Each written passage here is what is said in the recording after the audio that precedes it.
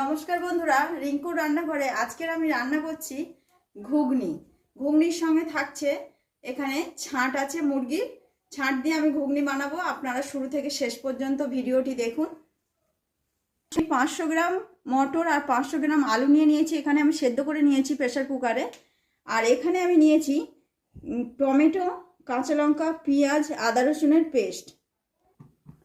কড়া আমার গরম হয়ে গিয়েছে, দিয়ে দিচ্ছি সাদা তেল, শুকনো লঙ্কা আর তেজপাতা, দিয়ে দিচ্ছি 5 ফোড়ন। প্রথমেই দিয়ে দিচ্ছি পেঁয়াজ,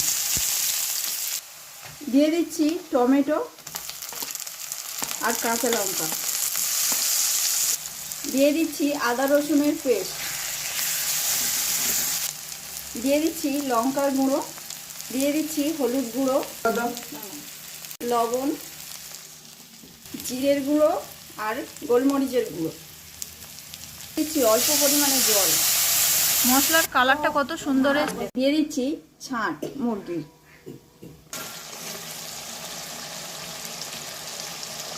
দেখুন বন্ধুরা, কষতে কষতে কিরকম তেল ছেড়েছে দেখুন। দেখুন বন্ধুরা, এখানে আমার মুরগির ছাঁট কষা হয়ে গিয়েছে। আমি দিয়ে দেব মটর আর আলুর সেদ্ধটা।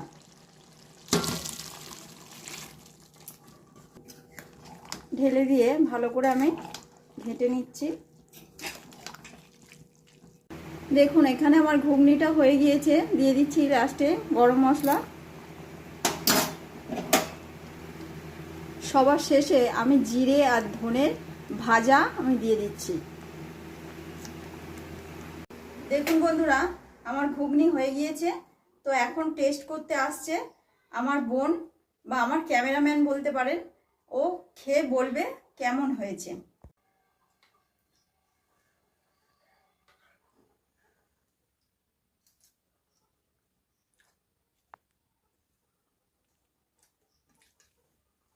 দিদির তরকারি মানে তো খুবই সুন্দর, কিছু বলারই নেই।